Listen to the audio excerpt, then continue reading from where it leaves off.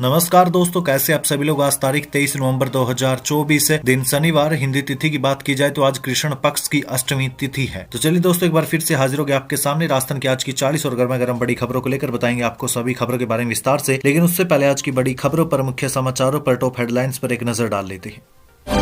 राजस्थान में सर्दी तेज। माउंट आबू में पारा 5 डिग्री, कोटा सीकर में पारा औसत से 4 डिग्री नीचे आया। जयपुर और भिवाड़ी के AQI लेवल 300 से ऊपर। दोस्तों, डोटासरा बोले, प्रधानमंत्री के संरक्षण से अडानी का अवैध व्यापार फला फूला। अडानी पर बीजेपी क्यों सफाई दे रही है, CM को सलाह। पर्ची में जितना लिखा है उतना ही बोले। वहीं दोस्तों, पेपर लीक मामले में 10 ट्रेनी SI को मिली जमानत। कुल 19 आरोपियों ने लगाई थी याचिका, 9 की अपील खारिज की गई। इसी के साथ ही पोल्यूशन पर सुप्रीम कोर्ट बोला, दिल्ली सरकार की कोशिशों से संतुष्ट नहीं है। ट्रकों की एंट्री बैन पर कुछ नहीं किया, 3 दिन और सख्ती की जानी चाहिए। वहीं दोस्तों, राजेंद्र सिंह राठौड़ ने की RLP और BAP की तारीफ। बीते दिन बता दिया कितनी सीटें जीतेगी बीजेपी। इसी के साथ ही लूट का पैसा राजस्थान में निवेश कर रहे यूपी के अधिकारी। जयपुर में अखिलेश यादव बोले, सबका हिसाब होगा। दोस्तों, राजस्थान उपचुनाव मतगणना का काउंटडाउन शुरू। 3 लेयर सिक्योरिटी के बीच आज 8 बजे शुरू होगी वोटों की गिनती। इसी के साथ ही जिंदा आदमी का किया पोस्टमार्टम। डीप फ्रीजर में रखा, दाह संस्कार के लिए चिता पर लेटाया तो चलने लगी सांसें। बने रहिए दोस्तों, बताएंगे आपको प्रदेश की 40 बड़ी खबर के बारे में विस्तार से। लेकिन उससे पहले अगर अभी तक आपने चैनल को सब्सक्राइब नहीं किया तो सबसे पहले चैनल को सब्सक्राइब कर दे, वीडियो को लाइक कर दे और अपने कमेंट जरूर कर दीजिएगा। नमस्कार दोस्तों, राजस्थान की आज की पहली और बड़ी खबर। चाय व्यापारी की बेटी की शादी में पहुंचे राहुल गांधी। जयपुर में प्रियंका गांधी के बेटे के दोस्त की वेडिंग। संगीत सेरेमनी में शामिल हुआ परिवार। देखिए, राहुल गांधी, प्रियंका गांधी और रॉबर्ट वाड्रा हरियाणा के एक बड़े चाय व्यापारी के बेटे की शादी के लिए जयपुर में है। समाजवादी पार्टी के अध्यक्ष और यूपी के पूर्व CM अखिलेश यादव भी पत्नी डिंपल यादव के साथ शादी में शामिल हुए। दरअसल जयपुर के रामबाग होटल में चाय बिजनेसमैन अमित गोयल के बेटे यशार्थ गोयल की शादी है। यशार्थ प्रियंका गांधी के बेटे रेहान के स्कूल टाइम के दोस्त भी हैं। राजस्थान में सर्दी तेज। माउंट आबू में पारा 5 डिग्री, कोटा और सीकर में पारा औसत से 4 डिग्री नीचे आया। जयपुर भिवाड़ी का AQI लेवल 300 से ऊपर। देखिए, उत्तरी हवाओं का प्रभाव बढ़ने के साथ ही राजस्थान के कई हिस्सों में सर्दी तेज हो गई है। सीकर, कोटा और अजमेर में रात का न्यूनतम तापमान औसत से 4 डिग्री सेल्सियस तक नीचे आ गया। दिन में हल्की धुंध छाने के चलते भिवाड़ी और जयपुर में दूसरे दिन भी एयर क्वालिटी इंडेक्स लेवल 300 से ऊपर दर्ज हुआ। मौसम विशेषज्ञों ने राजस्थान में अगले 1 सप्ताह तक मौसम ड्राई रहने और तापमान में 1-2 डिग्री सेल्सियस की ओर गिरावट होने की संभावना जताई है। डोटासरा बोले, प्रधानमंत्री के संरक्षण में अडानी का अवैध व्यापार फला फूला। अडानी पर बीजेपी क्यों सफाई दे रही है, CM को सलाह। पर्ची में लिखा आए उतना बोले। देखिए, कांग्रेस प्रदेश अध्यक्ष गोविंद सिंह डोटासरा ने अडानी मामले में बीजेपी और PM मोदी पर गंभीर आरोप लगाए। डोटासरा ने कहा कि बीजेपी वाले और प्रधानमंत्री अडानी के बारे में एक शब्द नहीं बोलेंगे। अमेरिकी कोर्ट से अडानी को समन जारी होने पर बीजेपी को प्रेस कॉन्फ्रेंस करके सफाई देने की कहां जरूरत थी। प्रेस कॉन्फ्रेंस तो अडानी को करनी चाहिए थी, लेकिन बीजेपी को क्या जरूरत पड़ गई। डोटासरा ने कहा कि देश में हर चीज का ठेका अडानी को मिल रहा है, यह हम सबके लिए चिंता का विषय है। हर चीज अडानी को इसलिए मिल रही है क्योंकि देश के प्रधानमंत्री से अडानी की सेटिंग है। प्रधानमंत्री के संरक्षण में अडानी का ये व्यापार अवैध रूप से फल फूल रहा है। इसलिए कांग्रेस पार्टी मांग करती है कि उनकी जांच की जाए, दोषी अफसरों और नेताओं को पकड़ा जाए, उन्हें जेल में डाला जाए। जो मध्यम वर्ग के लोग इन्वेस्ट करते हैं उन्हें धोखे से बचाया जाए। डोटासरा कांग्रेस वॉर रूम में मीडिया से बातचीत कर रहे थे। पेपर लीक मामले में 10 ट्रेनी SI को मिली जमानत। कुल 19 आरोपियों ने लगाई थी याचिका, 9 की अपील खारिज की गई। देखिए, सब इंस्पेक्टर भर्ती 2021 के पेपर लीक मामले में हाईकोर्ट ने 10 ट्रेनी सब इंस्पेक्टर को जमानत दे दी है। वहीं 9 आरोपियों की अपील खारिज कर दी गई। इन सभी ट्रेनी सब इंस्पेक्टर पर आरोप था कि लिखित परीक्षा से पहले इनके पास पेपर पहुंचा था। इन्होंने अन्य अभ्यर्थियों से भी पेपर शेयर किया था। जस्टिस जयपुर बेंच में गणेश राम मीणा की अदालत ने मामले में 19 आरोपियों की जमानत याचिकाओं पर बहस के बाद कुछ दिन पहले फैसला सुरक्षित रख लिया था। हाईकोर्ट से शुक्रवार को ट्रेनी SI करणपाल, एकता, मनोहर, सुरेंद्र, रोहितास, राजेश्वरी, अभिषेक, प्रवीण, प्रेम सुखी, नीरज कुमार यादव को जमानत मिल चुकी है। पोल्यूशन पर सुप्रीम कोर्ट बोला, दिल्ली सरकार की कोशिश से संतुष्ट नहीं। ट्रकों की एंट्री पर बैन पर कुछ नहीं किया, 3 दिन और सख्ती की जानी चाहिए। देखिए, सुप्रीम कोर्ट ने दिल्ली में प्रदूषण को लेकर दिल्ली की आम आदमी पार्टी सरकार को फटकार लगाई। अदालत ने कहा कि दिल्ली सरकार की कोशिश से हम संतुष्ट नहीं है। सरकार ने ट्रकों की एंट्री रोकने के लिए कुछ भी नहीं किया। सुप्रीम कोर्ट ने कहा कि 113 एंट्री पॉइंट पर सिर्फ 13 CCTV क्यों है। केंद्र सरकार इन सभी एंट्री पॉइंट्स पर पुलिस तैनात करे, एक लीगल टीम बनाई जाए जो ये देखे कि क्या वाकई में वाहनों की एंट्री पर रोक लगाई जा रही है या फिर नहीं। इसके लिए हम बार एसोसिएशन के युवा वकीलों को तैनात करेंगे। जस्टिस अभय S ओका और जस्टिस ऑगस्टिन जॉर्ज मसीही की बेंच ने प्रदूषण कंट्रोल करने के लिए दिल्ली सरकार के कदम को लेकर आपत्ति जताई है। आदेशों के बावजूद दिल्ली पुलिस स्टेज 4 के प्रतिबंध समय पर लागू कराने में विफल रही। ग्रैप 4 के प्रतिबंध कम से कम 3 दिन और लागू रहने चाहिए। मामले की अगली सुनवाई 25 नवंबर को होगी। राजेंद्र राठौड़ ने की आरएलपी और बीएपी की तारीफ। नतीजे से एक दिन पहले बता दिया कितनी सीटें जीतेगी बीजेपी। देखिए, राजेंद्र सिंह राठौड़ ने कहा कि 7 सीटें राजस्थान के 7 अलग अलग जिलों में हैं। उनमें डोटासरा का दावा कितना सही है ये सामने आ जाएगा। उन्हें छोटी सी सफलता क्या मिल गई वो समझ बैठे कि राजनीति के मर्मज्ञ विद्वान हो गए। इस चुनाव में मालूम पड़ जाएगा जब कांग्रेस इस चुनाव में औंधे मुंह गिरेगी। इस दौरान राजेंद्र सिंह राठौड़ ने खिमसर और 84 सीट पर चुनौती को स्वीकार किया। बीजेपी नेता ने कहा कि इन दोनों सीटों पर क्षेत्रीय पार्टियों ने अपना वजूद दिखाया, लेकिन यहाँ तीसरी ताकत पहले भी नहीं पनपी और आगे भी नहीं पनपेगी। यदा कदा कोई एक सीट मिल जाए तो उससे ये नहीं कहा जा सकता कि राजस्थान में कहीं तीसरा मोर्चा आकार ले रहा है। वहीं राठौड़ ने कहा कि राजस्थान में किसी भी सत्तारूढ़ दल ने उपचुनाव में ऐसी सफलता प्राप्त नहीं की जो 23 तारीख को भजनलाल सरकार को मिलेगी। कांग्रेस का अंतरकलह और 11 महीने की सरकार का जन कल्याण, पारदर्शी शासन, माफियाओं पर कार्रवाई और सुदृढ़ कानून व्यवस्था का असर ये हुआ कि लोग अब कांग्रेस को नकार रहे हैं। उपचुनाव की 7 सीटों में से बीजेपी 6 या फिर पूरी 7 की 7 सीटें जीतने जा रही है। साथ ही उन्होंने देवली उनियारा में हुए थप्पड़ कांड की निंदा करते हुए कहा कि हिंसा से संसदीय लोकतंत्र को कमजोर करने का काम किया गया। एसआई भर्ती रद्द होगी या फिर नहीं, राजस्थान हाईकोर्ट ने सरकार से कहा 2 हफ्ते में लीजिए फैसला। देखिए, राजस्थान हाईकोर्ट बेंच ने राजस्थान सरकार से कहा कि वो एसआई भर्ती पेपर लीक मामले में 2 हफ्ते में कोई फैसला ले। सरकार ने हाईकोर्ट से 4 हफ्ते का वक्त मांगा था, लेकिन कोर्ट ने इनकार कर दिया। इसके अलावा एसआई भर्ती पेपर लीक में 10 आरोपियों को भी कोर्ट ने जमानत दे दी है। सरकार की तरफ से अतिरिक्त महाधिवक्ता भुवनेश शर्मा ने पैरवी की थी। उच्च न्यायालय ने कहा कि मामला जनहित से जुड़ा है, 2 सप्ताह के अंदर फैसला कीजिए। याचिकाकर्ताओं की तरफ से हरिंदर नील ने पैरवी की थी। लूट का पैसा राजस्थान में निवेश कर रहे यूपी के अधिकारी। जयपुर में अखिलेश यादव बोले सबका हिसाब होगा। देखिए, समाजवादी पार्टी यानी सपा के राष्ट्रीय अध्यक्ष अखिलेश यादव ने जयपुर में मीडिया से बातचीत करते हुए कहा कि उत्तर प्रदेश में हर स्तर पर भ्रष्टाचार फैला हुआ है। योगी सरकार इस पर लगाम लगाने में पूरी तरह विफल साबित हो रही है। अखिलेश ने कहा कि लोकतंत्र को सबसे खराब स्तर पर भाजपा ने पहुंचा को पता था वो उपचुनाव हार रही है, इसलिए पूरी सरकार वोट लूटने में लगी हुई थी। कमिश्नर दूसरे प्रदेश में इसलिए लगाए गए ताकि उत्तर प्रदेश में लूट मचाई जाए। अखिलेश ने कहा कि उत्तर प्रदेश में तैनात कुछ अधिकारी राजस्थान के हैं जो यहां से कमाई कर लूट का पैसा राजस्थान में निवेश कर रहे हैं। ऐसे अधिकारियों के बारे में सबको पता है और समय आने पर सबका हिसाब भी होगा। राजस्थान उपचुनाव मतगणना का काउंटडाउन शुरू। 3 लेयर सिक्योरिटी के बीच आज 8 बजे से शुरू होगी वोटों की गिनती। देखिए, मुख्य निर्वाचन अधिकारी नवीन महाजन ने बताया कि मतगणना के दौरान ईवीएम मशीनों के निर्धारित प्रोटोकॉल और प्रक्रिया की पालना करने, त्रिस्तरीय सुरक्षा व्यवस्था और मतगणना के रुझानों और परिणामों की जानकारी समय समय पर साझा करने के लिए मीडिया सेंटर का संचालन करने सहित व्यवस्थाएं दुरुस्त करने के निर्देश दिए गए हैं। महाजन ने बताया कि आज यानी 23 नवंबर को सुबह 8 बजे से पहले पोस्टल बैलेट के माध्यम से डाले गए मतों की गणना शुरू हो जाएगी। इसके बाद ईवीएम मशीनों के वोटों की गिनती सुबह 8:30 बजे से शुरू हो जाएगी। अगर आप ये खबर 8 बजे या 8:30 बजे के बाद देख रहे हैं तो मतगणना शुरू हो चुकी है। अगर उससे पहले देख रहे हैं तो मतगणना शुरू होगी। वहीं महाजन ने बताया कि सभी 7 विधानसभा निर्वाचन क्षेत्रों के लिए कुल 141 दौर में ईवीएम मशीनों से मतों की गणना होगी। मतदाताओं की संख्या के आधार पर 18 से 22 दौर में मतों की गिनती होगी। सभी मतगणना स्थलों पर सुरक्षा के पुख्ता इंतजाम किए गए हैं और यहाँ त्रिस्तरीय सुरक्षा व्यवस्था होगी। उपचुनाव में कम वोटिंग से क्या बीजेपी को नुकसान होगा? परंपरा टूटी तो चौंका सकते हैं नतीजे। जानिए क्या कहते हैं समीकरण और आंकड़े।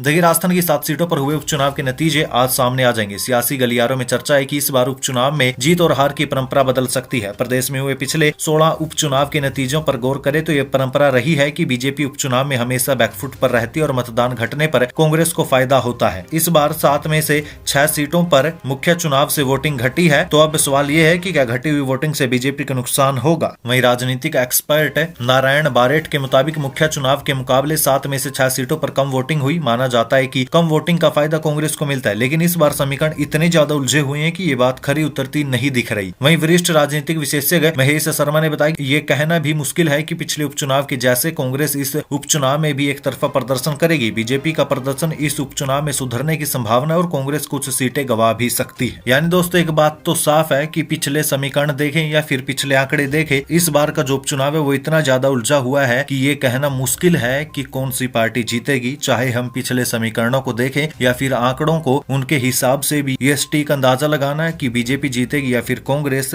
वो संभव नहीं हो पा रहा है। क्या राजस्थान में पाकिस्तान से आ रही है जहरीली हवा? सर्दी में हर बार 15 से ज्यादा शहर होते हैं प्रभावित। जानिए क्यों घुटने लगता है दम। देखिए, पाकिस्तान के मुल्तान और लाहौर से उठने वाला धुआं राजस्थान की हवा को जहरीला बना रहा है। राजस्थान के 15 से ज्यादा शहरों का AQI स्तर काफी खराब हो गया। हवा में कोहरे की तरह छाई प्रदूषण की परत के पीछे पाकिस्तान से आ रही उत्तर पश्चिमी हवाओं को कारण माना जा रहा है। पिछले 5 दिनों से पाकिस्तान के मुल्तान और लाहौर शहर का AQI का स्तर 1500 से पार चल रहा है। इन्हीं शहरों के प्रदूषण का असर राजस्थान, पंजाब, हरियाणा और गुजरात में नजर आ रहा है। वहीं हाल ही में नेशनल फिजिकल लैबोरेटरी के वैज्ञानिकों ने एक रिपोर्ट जारी की। उस रिपोर्ट के अनुसार पाकिस्तान और अफगानिस्तान की धूल और मिट्टी राजस्थान और दिल्ली के प्रदूषण को बढ़ा रही है। सर्दियों में दिल्ली की 72% हवा उत्तर पश्चिम से आती है। इन हवाओं के साथ राजस्थान, पाकिस्तान और अफगानिस्तान की धूल मिट्टी दिल्ली NCR के इलाकों में पहुंच जाती है। वहीं थर्मल इन्वर्जन के कारण प्रदूषण वायुमंडल की ऊपरी परत पर फैल नहीं पाता।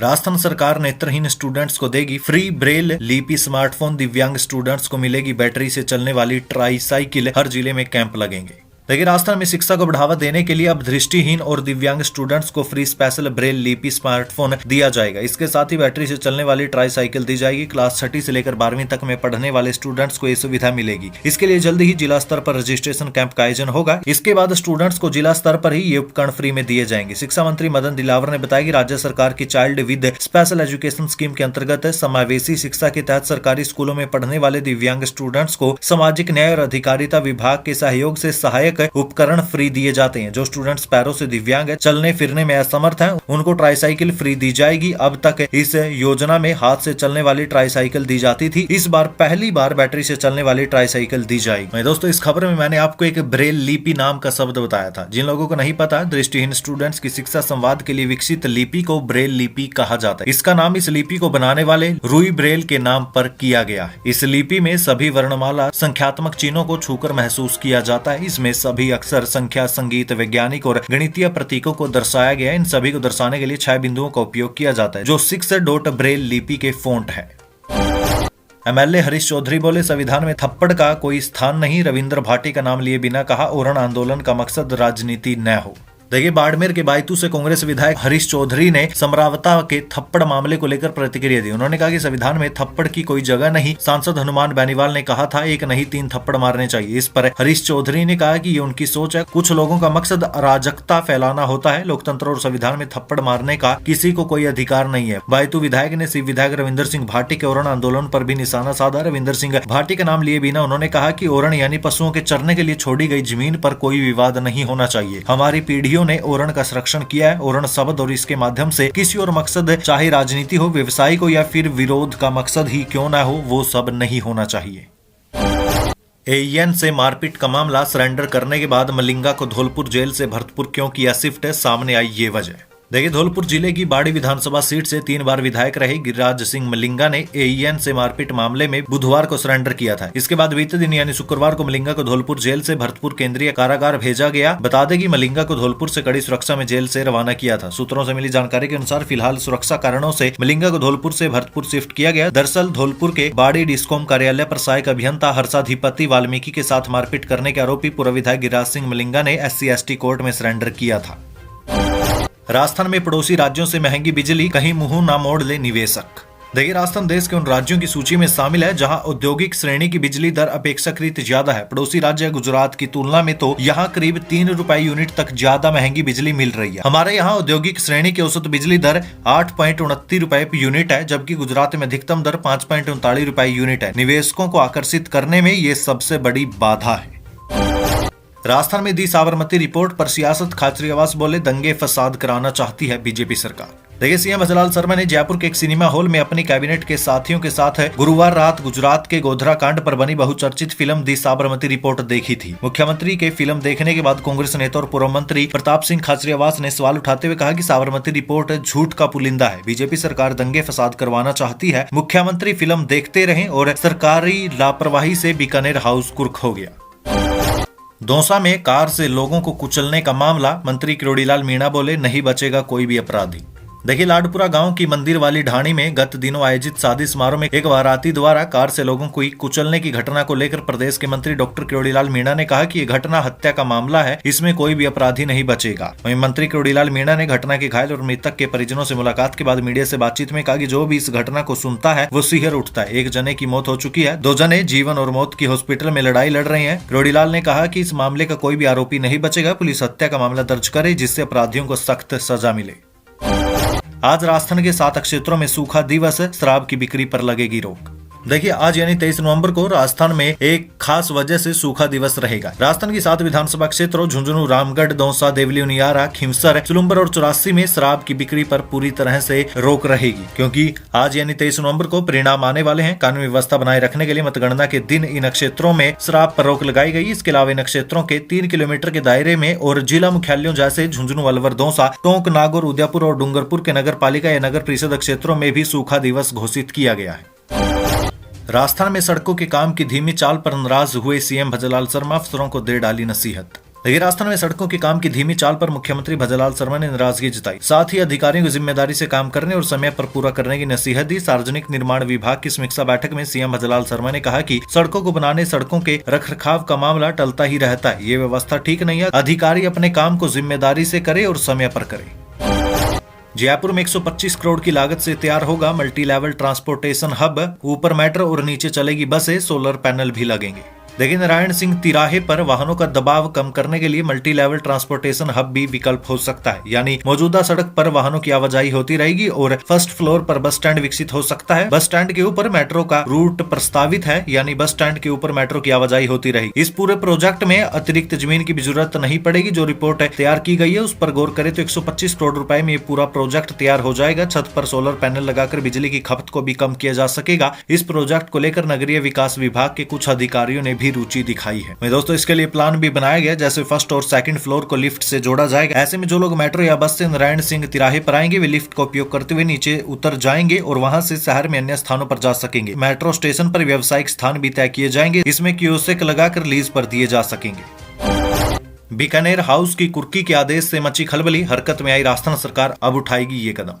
देखिए दिल्ली के एक कमर्शियल कोर्ट ने नोखा नगर पालिका के सीवरेज कार्य का 50,31,000 रुपए का भुगतान न करने के कारण दिल्ली में राजस्थान सरकार की संपत्ति बीकानेर हाउस को कुर्क करने का आदेश दिया। कुर्की का आदेश सामने आते ही राजस्थान सरकार में खलबली मच गई। बीकानेर हाउस में राजस्थान का आवासीय आयुक्त और मुख्यमंत्री कार्यालय सहित कई अन्य प्रमुख कार्यालय चल रहे हैं। अब कुर्की रुकवाने के लिए राज्य सरकार दिल्ली की कमर्शियल कोर्ट में कुर्की आदेश वापस लेने के लिए प्रार्थना पत्र पेश करेगी। वहां से राहत न मिलने पर दिल्ली हाई कोर्ट में अपील दायर करने की तैयारी है। जिंदा आदमी का किया पोस्टमार्टम, डीप फ्रीजर में रखा, दाह संस्कार के लिए चिता पर लेटाया तो चलने लगी सांसें।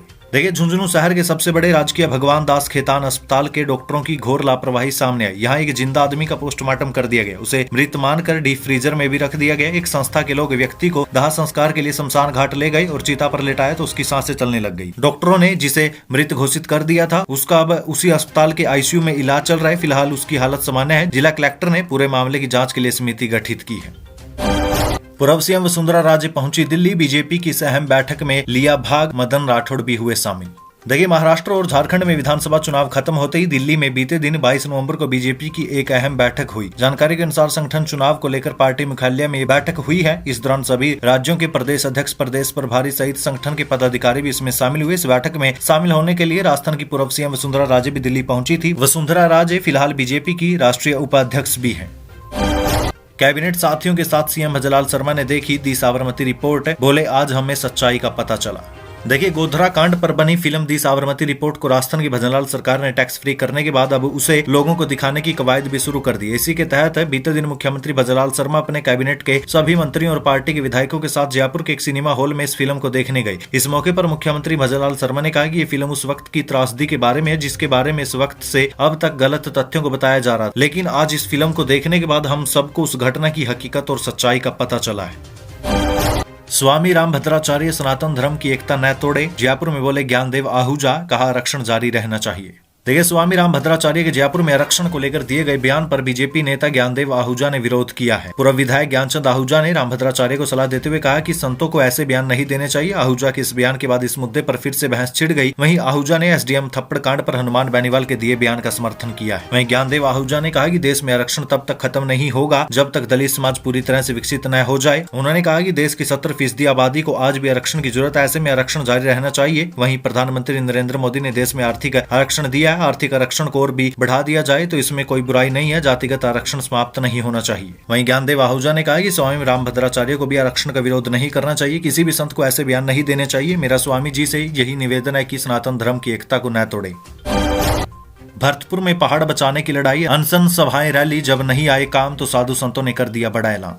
देखिए, राजस्थान के भरतपुर जिले में कालिया बाबा पहाड़ को बचाने की लड़ाई चल रही है। भुसावर शहर में स्थित ये पहाड़ गोवर्धन पर्वत के छोटे भाई के नाम से भी जाना जाता है। इस कालिया पहाड़ की तलहटी में ही धनेरी गुफा है, जिसको लेकर कई मान्यताएं कहा जाता। श्री कृष्ण जब मथुरापुरी छोड़कर द्वारिकापुरी जा रहे थे तब वे इसी गुफा से होकर गए थे। ऐसा भी कहा जाता है कि राजा मुचुकुंद ने काल्यवन का वध भी इसी गुफा में किया था, इसलिए धार्मिक महत्व वाले इस पहाड़ को बचाने के लिए साधु संत लामबंद हो गए। वहीं साधु संत इस पर्वत को देवस्थान विभाग को सुपुर्द करना चाहते हैं, जिससे इस पर्वत का और महत्व बढ़ने के साथ देखभाल हो सके। इसलिए वे आसपास रहने वाले ग्रामीणों के साथ मिलकर कालिया पहाड़ के अस्तित्व को बचाने की लड़ाई लड़ रहे हैं। इस संबंध में कई बार भरतपुर जिला प्रशासन को ज्ञापन सौंपा जा चुका है। भरतपुर दौरे पर आए राजस्थान के मुख्यमंत्री भजलाल शर्मा से मिलकर भी साधु संत ज्ञापन सौंप चुके हैं, मगर अभी तक न तो सरकार ने पहाड़ की लीज कैंसिल की और न ही अवैध खनन पर लगाम लगाई। इस कारण साधु संतों ने 9 दिनों तक आमरण अनशन भी किया था। वहीं अब साधु संत ग्रामीणों के साथ मिलकर जगह जगह कालिया पहाड़ को बचाने के लिए छोटी छोटी सभाएं कर रहे हैं और पहाड़ बचाओ रैली निकाल रहे हैं। वहीं अब सीएम भजलाल शर्मा से मुलाकात करने और उन्हें समस्या से अवगत करने के बारे में भी फैसला लिया गया है। बढ़ने वाली है जयपुर के लोगों की मुश्किलें, कर्मचारियों ने एक बार फिर से कर दिया हड़ताल पर जाने का ऐलान। देखिए, राजस्थान में एक बार फिर से सफाई कर्मचारियों ने हड़ताल पर जाने की चेतावनी दी है। गुरुवार को संयुक्त वाल्मीकि और श्रमिक संघ के मुख्यालयों में कार्यकारिणी और वाल्मीकि समाज के प्रमुख लोगों की मीटिंग आयोजित की गई। इस दौरान संघ के अध्यक्ष नंदकिशोर डंडोरिया ने कहा कि प्रशासन द्वारा अनुभव प्रमाण पत्र पर हस्ताक्षर नहीं किया जा रहा है। साथ ही गैर वाल्मीकि समाज के लोगों के अनुभव प्रमाण पत्रों पर चुनिंदा लोगों के कहने पर हस्ताक्षर किए जा रहे हैं। वाल्मीकि समाज के कर्मचारियों से PFESI की मांग की जा रही है। दोस्तों, आपको बता दें, इससे पहले भी कई बार सफाई कर्मचारी हड़ताल पर जा चुके हैं। जुलाई में भी वे हड़ताल पर गए थे, तब 12 दिनों बाद सरकार से समझौते के बाद वापस लौटे थे। अब अगर सफाई कर्मी फिर से हड़ताल पर गए तो लोगों की मुश्किलें बढ़ जाएगी। राजस्थान की 14 हवाई पट्टियां विकसित होगी, बड़े विमान उतरेंगे, नजदीकी एयरपोर्ट बनेंगे मेंटर, आबू रोड में ग्रीनफील्ड एयरपोर्ट की संभावना तलाशेंगे। देखिए, केंद्र सरकार राजस्थान में 14 हवाई पट्टियों को विकसित करेगी। एयरपोर्ट अथॉरिटी ऑफ इंडिया के जरिए उत्तर भारत के राज्यों में छोटी हवाई पट्टियों को विकसित करने की योजना पर काम किया जा रहा है। इसके तहत राजस्थान, जम्मू कश्मीर, हरियाणा, पंजाब और उत्तर प्रदेश की 33 हवाई पट्टियां विकसित की जाएगी। इनमें 14 हवाई पट्टियां राजस्थान की है। ये योजना नेशनल एयरपोर्ट डेवलपमेंट प्लान 2047 के तहत शुरू की जा रही है। नजदीकी एयरपोर्ट को मेंटर एयरपोर्ट बनाकर सर्वे करने और रिपोर्ट सबमिट करने का जिम्मा दिया गया है। मिनिस्ट्री ऑफ सिविल एविएशन इस रिपोर्ट के आधार पर इन हवाई पट्टियों पर काम करेगी।